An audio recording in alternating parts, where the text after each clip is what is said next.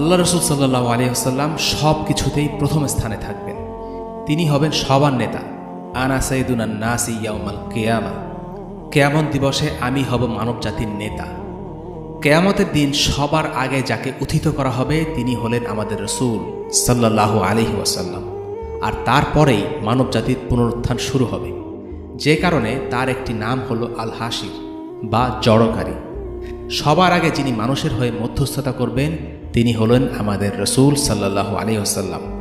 তার শাফাআত ছাড়া কোনো মুমিন জান্নাতে প্রবেশ করতে পারবে না। তিনি মানুষের জন্য এত বেশি শাফাআত করবেন যার সংখ্যা আল্লাহ ছাড়া আর কেউ জানেন না। কিয়ামত দিবসে যিনি সবার আগে পুল সিরাতে পার হবেন তিনি হলেন আমাদের রসুল সাল্লাল্লাহু আলাইহি ওয়াসাল্লাম।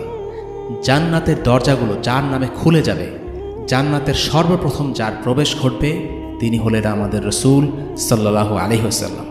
এমনকি তার উম্মতই অন্য সব উম্মতের আগে জান্নাতে প্রবেশ করবে। আল্লাহ সুবহানাহু ওয়া তাআলা তার জন্য রেখেছেন এক বিশেষ নদী যার নাম আল কাউসার। নিশ্চয়ই আমি আপনাকে আল কাউসার দান করেছি। সূরা আল কাউসার আয়াত 1।